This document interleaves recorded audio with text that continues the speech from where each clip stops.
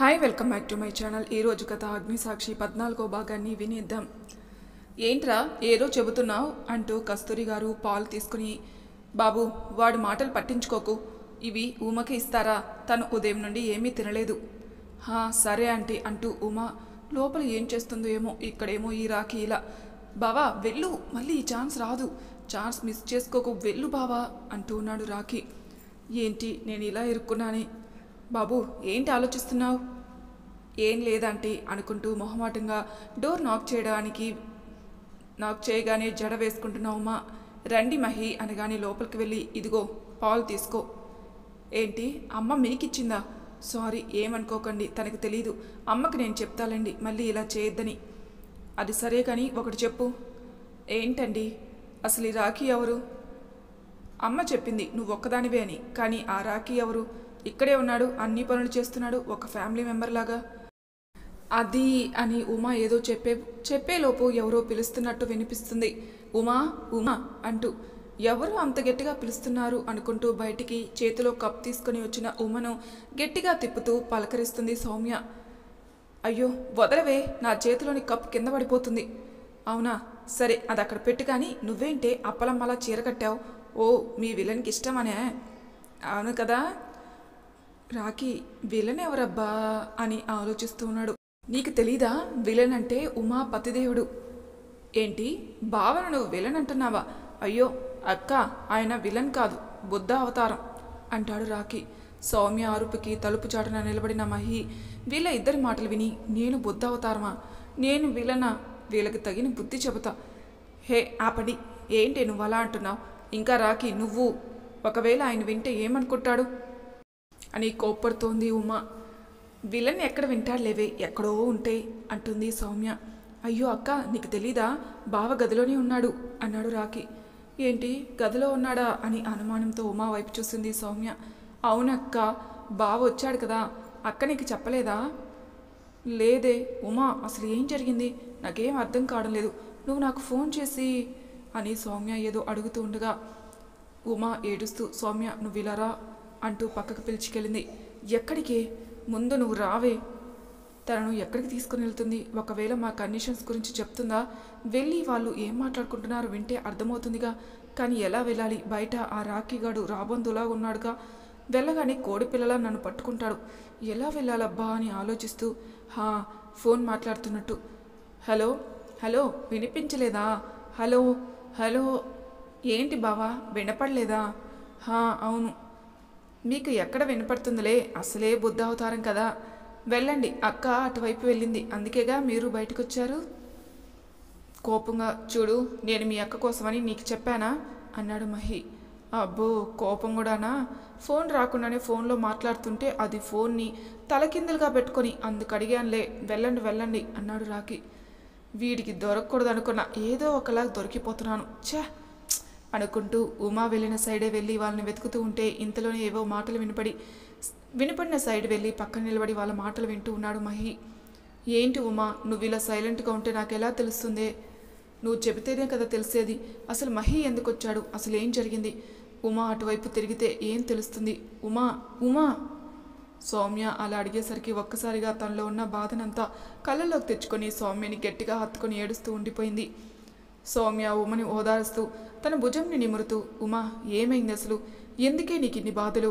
అయినా మహి ఇక్కడికి ఎందుకు వచ్చాడు? సౌమ్య ఆ రోజు నీతో ఫోన్లో మాట్లాడేది నాన్న విన్నాడు, పాపం నాన్న ఒక్కసారిగా మహి నన్ను కొట్టడం, నాకు విడాకులు ఇవన్నీ వినేసరికి ఆయన తట్టుకోలేక హార్ట్అటాక్ వచ్చింది, అంతా నా వల్లనే. ఏంటి అంకుల్కి హార్ట్అటాక్ వచ్చిందా? అవును. మరి అంకుల్ నిన్ను అడగలేదా అంతా నిజమేనా అని? అడిగారు, కానీ ఆయన కండిషన్ వల్ల నేను కాదు నా ఫ్రెండ్ అని అబద్ధం చెప్పా, కానీ తనకు అనుమానం పోలేదు, అందుకే మహిని ఇక్కడికి రమ్మని చెప్పాడు. ఆ అనుమానంతోనే మహిని వారం రోజులు ఉండమని చెప్పాడు. అవునా? అవును, ఎలాగో మహి ఉంటానని ఒప్పుకున్నాడు. అవును, నాకు ఒక అనుమానం, అవతల నిన్ను ద్వేషించే వ్యక్తి నువ్వు రమ్మని చెప్పగానే వచ్చాడా? ఆయనకి నాన్న కండిషన్ గురించి చెప్పాను, వస్తానని చెప్పాడు. ఉమా అబద్ధం చెప్తున్నావు, నువ్వంటేనే ఇష్టం లేనివాడు నువ్వు పిలవగానే వచ్చి ఇక్కడ ఉన్నాడు అంటే వినడానికి నేనేం చిన్న పిల్లను కాదు, అసలు తాను రావడానికి ఏదో కారణం ఉంది, నిన్ను ఏదో అడుగుంటాడు, నువ్వు దానికి ఒప్పుకొని ఉంటావు. అసలు నిన్ను వదిలించుకోవాలనే వ్యక్తి ఇంత మంచి అవకాశం వదులుకుంటాడా? నువ్వు తన గురించి చెప్పినప్పుడే తన క్యారెక్టర్ ఎలాంటిదో నాకు అర్థమైంది. ఏదో నువ్వు దాస్తున్నావు, చెప్పు ఉమా, ఏదో ఉంది చెప్పు ఉమా అని అడిగింది. ఉమా చెప్తుందా కండిషన్స్ గురించి అనుకుంటూ ఉన్నాడు మహి. ఉమా నిన్నే అడిగేది చెప్పు అన్నది సౌమ్య. ఇప్పుడు దీనికి చెబితే వెళ్ళి తనను అడుగుతుంది. ఒకవేళ మహిని ఇది అడిగితే ఆయన దీనికి చెప్పానని కోపంతో ఇక్కడ నుండి వెళ్ళిపోతే అప్పుడు నాన్నకి ఏమని చెప్పాలి? అసలే తన ఆరోగ్యం కూడా బాగోలేదు. అందుకే దీనికి కండిషన్స్ గురించి చెప్పకూడదు. ఏంటి నువ్వు? మహి మరి అంత దుర్మార్గుడా? నాన్న కండిషన్ చెప్పగానే వచ్చాడు. తను చాలా మంచివాడు, నేనంటే ఇష్టం లేదంతే. అవునా? ఏంటి ఉమా నీ జీవితం ఇలా ఉంది? అన్ని సంబంధాలు వచ్చినా ఏరుకోరి అతన్నే చేసుకుంటే ఇలా అయిందేంటే? అంత నెమ్మదిగా ఎలా ఉన్నావే? పైకి నవ్వుతూ ఎలా ఉన్నావే నువ్వు? అసలు అంత సహనం ఎలా వచ్చింది నీకు? సౌమ్య, మనం ఒకరిని ప్రేమించాక వాళ్ళ సంతోషం కోసం మనం ఏదైనా చేస్తాం. వాళ్ళు సంతోషంగా ఉంటే అంతే చాలనిపిస్తుంది. మహి సంతోషంగా ఉంటేనే కదా నేను సంతోషంగా ఉన్నట్టు. అందుకే ఇలా ఉన్నాను. నీకు తెలుస్తుందిలే ఎవరైనా ప్రేమించినప్పుడు అన్నది ఉమా. అమ్మా నాకు ఈ ప్రేమ దోమ వద్దులే అమ్మా. మహి ప్లేస్లో నేనుంటే ఎంత బాగుండేదో. హలో, మహి ప్లేస్లో నువ్వుండడం ఏంటి? మహిలానే ఉండాలి, అర్థమైందా? సరేలే సౌమ్య. అమ్మా నాన్న వాళ్ళకి అనుమానం వచ్చి నిన్ను అడిగినా చెప్పను, సరేనా? కానీ మహికి నీ విలువ తెలిసేలా ఖచ్చితంగా చేస్తా. నీలాంటి భార్య తనకు దొరకడం చాలా అదృష్టం. అది తను తెలుసుకునేలా చేస్తా. నీ జీవితంలో సంతోషాలు నీ ముఖంలో మళ్ళీ ఆ పాత నవ్వుని చూస్తా. ఇది నీకు ఒక ఫ్రెండ్గా నేను ఇవ్వబోతున్న గిఫ్ట్ అని మనసులో అనుకుంటూ ఉంది. ఏంటి ఆలోచిస్తున్నావు?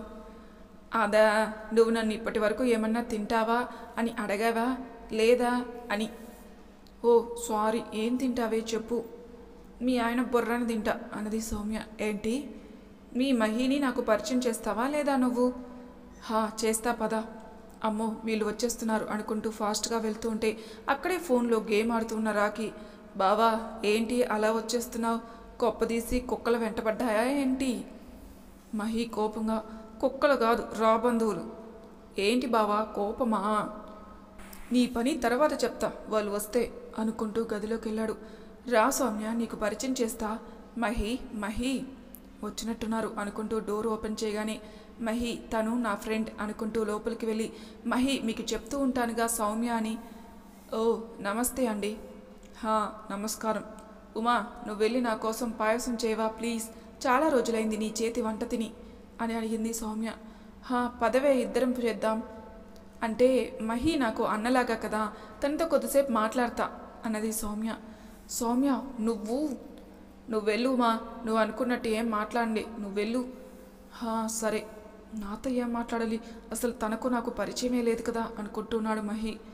పరిచయం చేసుకుంటే పరిచయం అవుతారులేండి, రండి మహి కూర్చొని మాట్లాడుకుందాం అన్నది సౌమ్య.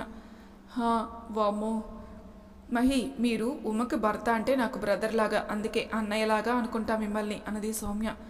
పర్వాలేదండి, మీరు ఎలా అనుకుంటే అలా. నాకు కూడా చెల్లెలు లేరు. చాలా థ్యాంక్స్ అన్నయ్య. అన్నయ్య అనడం కంటే మహి అంటే చాలా బాగుంది కదా. అలాగే పిలువు అన్నాడు. కానీ మీలో నాకు నచ్చని ఒకటి ఉంది. ఏంటది? సారీ, నాకు ముఖం మీద మాట్లాడడం అలవాటు. అందుకే నేను చాలా రోజుల నుండి మీతో మాట్లాడదాం అనుకున్నాను. అందుకే ఇప్పుడు మాట్లాడుతున్నాను. మీరు ప్రేమించిన అమ్మాయి కోసం మిమ్మల్ని నమ్మి మిమ్మల్ని ప్రేమించి మీతో 7 అడుగులు వేసిన అమ్మాయి జీవితాన్ని నాశనం చేయాలి అనుకోవడం నాకు నచ్చలేదు. ఏదో చెల్లెలన్నా అని నా పర్సనల్లో అని మహి ఏదో అనబోతుంటే, ఏంటి నీ పర్సనల్లా?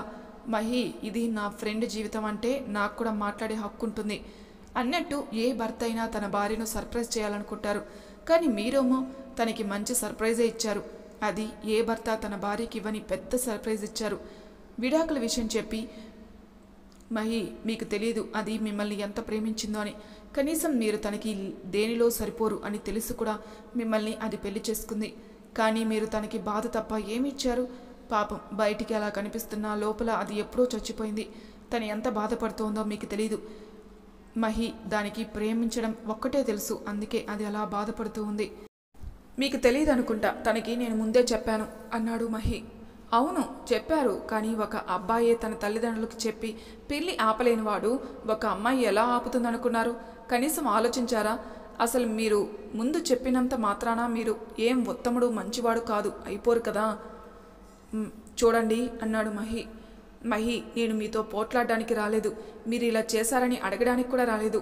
మహి, ఒక్కసారి మీరు అన్నీ పక్కన పెట్టి ఇక్కడ ఉన్న రోజులైనా ఉమని మీ భార్యగా కాకుండా ఒక ఫ్రెండ్లా చూడండి. అప్పుడు తెలుస్తుంది మీకు తను ఎలాంటిదో, తనకు మీరంటే ఎంత ఇష్టమో అప్పుడు మీకు అర్థమవుతుంది అన్నది సౌమ్య. సౌమ్య సౌమ్య పాయసం రెడీ, తొందరగా రా అన్నది ఉమా. మహి, నేను చెప్పినట్టు మీరు తనను ఒక ఫ్రెండ్లా చూడండి ప్లీజ్, మీకే అర్థమవుతుంది తను ఎలాంటిదో అని. పెళ్ళికి ముందు అందరికీ ప్రేమలుంటాయి, కానీ పెళ్లి తర్వాత మాత్రం అవి అలానే ఉండాలి. అంతే మాత్రం కొన్ని జీవితాలు నాశనం అవుతాయి, ఇంకా కుటుంబంలో సంతోషాలు కరువైపోతాయి. మీరు నేను చెప్పిన దాని గురించి ఇంకొకసారి ఆలోచించండి. పదండి, ఉమా పిలుస్తుంది. అమ్మో, ఏంటి ఆయన వస్తున్నారు? ఏంటి అలా చూస్తున్నావు? మహి, నాకు ఇప్పుడు అన్నయ్య, అర్థమైందా? అందుకే అందరం కలిసి భోజనం చేద్దాం అన్నది సౌమ్య. ముందు అన్నం తినండి, తర్వాత పాయసం అన్నది ఉమా. ఈ రాఖీ ఎక్కడికి వెళ్ళాడు? నేను చూసి వస్తాలే, నువ్వు కూర్చో. సరే మహి, చూడండి, నేను చెప్పిన విధంగా ఉండండి, అప్పుడు మీకు అర్థమవుతుంది అన్నది సౌమ్య.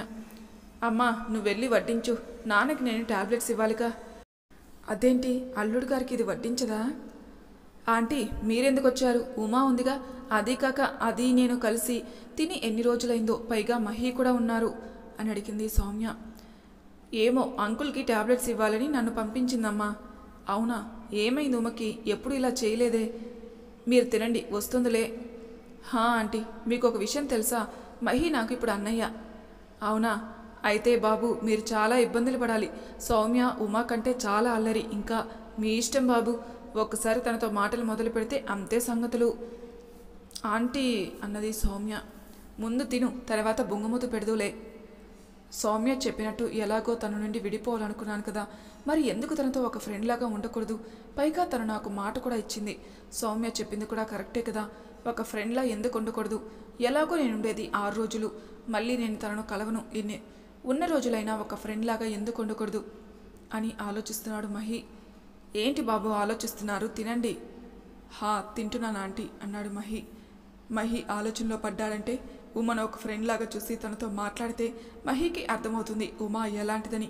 ఈ 6 రోజుల్లో మహికి ఉమాపై ఉన్న నెగిటివ్ మొత్తం పోయేలా చేస్తే ఖచ్చితంగా మహి మరి ఉమను యాక్సెప్ట్ చేస్తాడు. అంటే నేను ఈ 6 రోజులు ఇక్కడే ఉండి వాళ్ళని దగ్గర చేయాలి. ఇలా చేస్తే మహి మారే అవకాశం ఉంటుంది.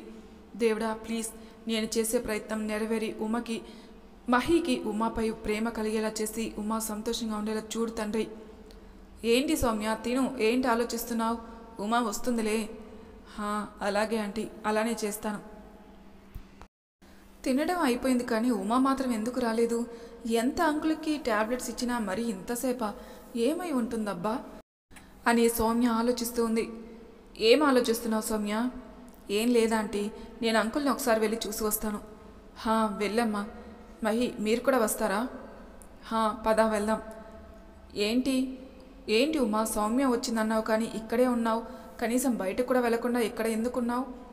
ఏంటి నాన్న, మీ దగ్గర ఉండకూడదా? సౌమ్య భోజనం చేసి ఇక్కడికి వస్తానని చెప్పింది, అందుకే. అవునా? అయినా అల్లుడు గారు కనిపించలేదు పొద్దున్నుండి, ఆయనకి ఆఫీస్ వర్క్ ఉంది, అందుకే లేనన్నా. అంకుల్, ఎలా ఉన్నారు మీరు అని అడిగింది సౌమ్య. బాగున్నాను సౌమ్య, నువ్వెలా ఉన్నావు? ఏంటి అంకుల్, మరీ మీరు ఇంత వీక్ అనుకోలేదు. ఏదో అనుకొని అలా టెన్షన్ పడితే ఎలా చెప్పండి? ఇంకా మీరు ఉమా పిల్లలకు కూడా పెళ్లి చేయాలి కదా. అవునవును, ఇది మాత్రం పెళ్లి చేసుకోదు, కానీ నా పిల్లలకి పెళ్ళంట. ఏంటి నువ్వు, నీ పిల్లలకి పెళ్లి చేయవా ఏంటి? ఉండు, మా అన్నయ్య చెబుతాడు దాని గురించి. అన్నయ్య, లోపలికి రండి, అక్కడే ఉన్నారేంటి? ఏంటి, ఆయన వచ్చారా? నేను ఇక్కడే ఉంటే ఆయనకి నా ముఖం చూడడం కూడా ఇష్టం ఉండదు కదా. అల్లుడు గారు కూర్చోండి. నాన్న, నేను ఇప్పుడే వస్తాను. సరే ఉమా, మీరు కూర్చోండి. సౌమ్య, నువ్వు కూడా కూర్చో అమ్మా. ఉమా ఎందుకు తప్పించుకొని తిరుగుతుంది, ఎందుకు ఇలా చేస్తుంది అని సౌమ్య ఆలోచిస్తూ ఉంది. ఏంటి సౌమ్య ఆలోచిస్తున్నావు? ఏం లేదు అంకుల్, మీరు మాట్లాడుతూ ఉండండి, నేను ఇప్పుడే వస్తాను. ఇది ఎక్కడికి వెళ్ళింది అసలు? ఎందుకు ఇలా తప్పించుకుంటుంది? నేనేమో మహిని తనతో కలపాలని చూస్తుంటే ఇది ఇలా చేస్తుంది. ఎక్కడికి వెళ్ళింది? వంటగదిలో, హాల్లో ఎక్కడా లేదే. పోనీ తన గదిలో? అక్కడే ఉన్నట్టుంది. హే ఉమా, నీకు మెంటలా? ఎందుకు అక్కడుంటే ఇక్కడ, ఇక్కడుంటే అక్కడ ఉన్నావు? మాకేమన్నా వ్యాధులున్నాయా అనుకుంటున్నావా? అదేం లేదు సౌమ్య, కాస్త తలనొప్పిగా ఉంటే. అవునా, పోనీ నేను తలపట్టనా? వద్దులే కానీ కూర్చో ఇలా, నీతో చాలా మాట్లాడాలి. ఇంతకీ పాప అక్క ఎలా ఉన్నారు? బాగున్నారు. నీకు ఒక విషయం చెప్పాలి. చెప్పు. ఉండు, మహీకి ఎవరో ఫోన్ చేస్తూ ఉన్నట్టున్నారు. వెళ్ళు, అర్జెంట్ అయి ఉండొచ్చు. కానీ ఎవరో తెలియదే, లాక్లో ఉంది, చూద్దామంటే. అవునా, అవసరమైతే వాళ్ళే చేస్తారులే. ఉమా నువ్వురా. అదే నిజమేలే అంటూ వస్తూ ఉంటే మళ్ళీ ఫోన్. ఎవరా అని ఉమా చూసేసరికి మహీ ఫోన్లో మై వైఫ్ అని సేవ్ చేసుకునడం చూసి మనసంతా ఏదో తెలియని బాధగా ఉంటే, ఉమా ఎవరే ఫోను? అదా తన ఫ్రెండ్. అవునా, నేను వెళ్ళి ఇవ్వనా? నీకు తలనొప్పి అన్నావుగా. అమ్మో, ఇది ఇలా ఉండడం చూస్తే వద్దు, నేను ఇస్తాను, నువ్వు ఇక్కడే ఉండు. సరేలే. ఒక భార్య అయి ఉండి తన భర్తకి ఇలా ఫోన్ ఇవ్వడం నాకు దక్కిన గొప్ప అదృష్టం. ఈ అదృష్టానికి నవ్వాలో ఏడవాలో కూడా నాకు అర్థం కావడం లేదు. మహీ అంకుల్ ఇప్పుడే వస్తాను. ఏంటి ఉమా, మీకు ఫోన్? ఎవరు? మీ వైఫ్ అంట, ఇదిగోండి తీసుకోండి అన్నది. ఇప్పుడెందుకు చేసింది? ఎందుకో మనసులో చాలా బాధగా ఉన్నా కూడా నిజం అదే కదా. మహి ఎప్పుడు నన్ను భారీగా చూడలేదు. అసలు తనకి మా పెళ్ళి కూడా ఒక సంఘటన మాత్రమే కదా. అన్నీ తెలిసి ఈరోజు ఇలా బాధపడినా ఏం తేడా ఉంటుంది? ఏముండదు అనుకుంటూ మేడ మీదకి వెళ్ళి మనసులోని భారం అంతా ఒకేసారి కన్నీళ్ల రూపంలో బయటికి వస్తుంటే దాన్ని ఆపాలని కూడా అనుకోకుండా అలాగే ఏడుస్తూ నిలబడిపోయింది. ఫోన్లో మాట్లాడుతూ అక్కడికి వచ్చిన మహి ఉమా అక్కడ ఉండడం చూసి ఏమైంది తనకి, ఎందుకు ఏడుస్తుంది అనుకుంటూ ప్రియతో మాట్లాడి తను అక్కడికి వెళ్ళేలోపే, ఉమా ఇక్కడేం చేస్తున్నావే అన్నది సౌమ్య. ఏం లేదే, ఊరికే అలా వచ్చాను. అవునా ఉమా, నేను ఒకటి చెప్పాలనుకుంటున్నాను. ఏంటి అది? అంటే నేను ఇక్కడే ఉంటాను ఈ 6 రోజులు. నువ్వా? ఎందుకు సౌమ్య? అంటే అది ఎందుకో నేను చెప్పమంటావా? నువ్వు ఇక్కడే ఉండి మహికి నా మీద ఉన్న నెగిటివ్ కోపం అంతా పోయేలా చేసి మా ఇద్దరిని దగ్గర చేయాలనే కదా. ఉమా నీకు అంటూ సౌమ్య ఆశ్చర్యపోయింది. నాకు తెలిసే, అసలు ఇక్కడ ఉండు అన్నా కూడా ఉండని నువ్వు ఈరోజు ఉంటారని చెప్తున్నావంటే ఆ మాత్రం అర్థం చేసుకోలేనా? చూడు సౌమ్య, ప్రేమ అనేది నువ్వో నేనో చెబితే ఒకరిపై కలగదు. వాళ్ళకి మన పట్ల మనసులో కలగాలి. ఒకవేళ నువ్వుండి ఇదంతా చేసినా, నువ్వు చేసిన దానికి మహి మారినా నాకు అలాంటి ప్రేమ వద్దు. ఎందుకంటే అది ఎక్కువ కాలం కూడా ఉండదు. నువ్వు చెప్పావని మారి ఇంకొకరు ఏదో చెప్పారని వద్దు అనుకుంటే అది అస్సలు ప్రేమనే కాదు. ప్రేమ అనేది మనసులో కలిగే ఒక గొప్ప ఫీలింగ్. అది ఎవరో చెబితే, ఎవరో ఏదో చేస్తే రాదు. అర్థమైందా? వాళ్ళకై మనసులో మన పట్ల ఆ ప్రేమ కలగాలి. నువ్వు నా గురించి ఆలోచించకుండా ఇంటికెళ్ళు, రాఖీ డ్రాప్ చేస్తాడు. ఉమా ఏడుస్తూ ఉంది. నువ్వేనా ఇలా మాట్లాడేది? ఏంటి సౌమ్య ఇది? నాకు ఏడవద్దని చెప్పి నువ్వేడుస్తున్నావు. ఎందుకే? నీకే ఇలా జరుగుతుంది. ఎవరికి కూడా అపకారం చేయని నీకు ఇలా ఎలా ఉన్నావే? మనసులో అంత బాధను దాచుకొని బయటికి నవ్వుతూ చెప్పాలా ఎలా అని? ఎలా? మహీని చూస్తూ. ఏంటి? నిన్ను కలలో కూడా భారీగా కాదు, మనిషిగా కూడా చూడని అతన్ని చూస్తూ నువ్వు సంతోషంగా ఎలా ఉంటావే? మహిది చాలా చిన్న పిల్లల మనస్తత్వం. ఒకసారి కోపం అంతలోని నార్మల్గా ఉంటాడు. అందుకే నాకు తనంటే చాలా ఇష్టం. తనను దూరం నుండి చూస్తూ బ్రతుకుతున్నా, అందుకే ఇలా ఉన్నాను. ఏమో, నాకు మాత్రం మహిని చూస్తే చంపేయాలనంత కోపం వస్తుంది. వదిలే సౌమ్య, ఇప్పుడు అవన్నీ ఎందుకు? పద, కొద్దిసేపు కూర్చొని తర్వాత ఇంటికి వెళ్దు కానీ. వీళ్ళ మాటలన్నీ వింటున్నా మహి. అసలు నేను ఉమా గురించి అనుకున్నవన్నీ తప్పు అని ఒక్కోసారి తెలుస్తూ ఉన్నాయి నాకు.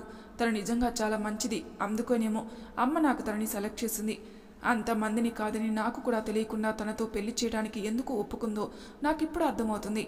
నిజంగా తనని చూస్తే చాలా హ్యాపీగా అనిపిస్తుంది. నిజంగా తను అంతలా నన్ను ప్రేమిస్తుంది అనుకోలేదు. ఇప్పుడు అర్థమవుతుంది నాకు. నేను అడగక ముందే అన్నీ చేస్తూ ఉంది. ఉమా, నువ్వు చాలా మంచి అమ్మాయివి. తను కావాలంటే అందరికీ ఈ విషయం చెప్పేవచ్చు, కానీ అందరి ముందు మాత్రం తను నా గురించి గొప్పగా చెబుతుంది. మహి అంటూ ఉమా పిలుస్తుంది. వస్తున్నాను. మహి అన్నయ్య, నిజంగా మిమ్మల్ని చూసినప్పుడు నాకు చాలా కోపం వచ్చినా ఎందుకో మీరు నాకు అన్నలాగే అనిపించారు. ఒక చెల్లిగా అనుకుని మీకు ఒకటి చెప్తున్నాను. మన దగ్గర ఉన్నప్పుడు ఆ మనిషి విలువ మనకి తెలియదు, కానీ దూరం అయితే మాత్రం తిరిగి రారు. ఇలాంటి పరిస్థితి మీరు రాకుండా చూసుకుంటారని నేను అనుకుంటున్నాను. వస్తాను. బాయ్ అన్నయ్య అన్నది సౌమ్య. బాయ్ సౌమ్య అన్నాడు మహి. ఉమా, మళ్ళీ వస్తానులేవే. సరే, నువ్వు జాగ్రత్త. ఇదిగో ఆంటీ కోసం పాయసం, ఇంకా రాఖీ. నువ్వు మెల్లగా డ్రైవ్ చేయి, సరేనా? అక్క. బాయ్ ఉమా, జాగ్రత్త. బాయ్ సౌమ్య. నాకు తెలుసు సౌమ్య, నువ్వు నా గురించి ఆలోచించావు కానీ మహి నువ్వు ఏం చేసినా తను మారడు. అలాంటప్పుడు నువ్వు ఎన్ని చేసినా ఏం ప్రయోజనం? పైగా తన నా చేత నాన్న మీద ఒట్టు వేయించుకున్నాడు. విడాకుల మీద సంతకం చేయాలి. ఇంకా నేను తనకు దూరంగా కాక తప్పదు. నువ్వెన్ని చేస్తే ఏం లాభం? అందుకే నిన్నిక్కడ ఉండనివ్వకుండా పంపుతున్నాను. ఐఎమ్ రియల్లీ సారీ సౌమ్య అంటూ బాధపడుతూ ఉంది ఉమ. మరి తర్వాయి భాగంలో ఏం జరుగుతుందో నెక్స్ట్ ఎపిసోడ్లో తెలుసుకుందాం. అంతవరకు నా ఛానల్ని సబ్స్క్రైబ్ చేయని వాళ్ళు ప్లీజ్ సబ్స్క్రైబ్ చేసుకోండి. లైక్ చేసి షేర్ చేయండి. మీ అభిప్రాయాలు నాకు కామెంట్ రూపంలో తెలియచేయండి. Thank you for listening.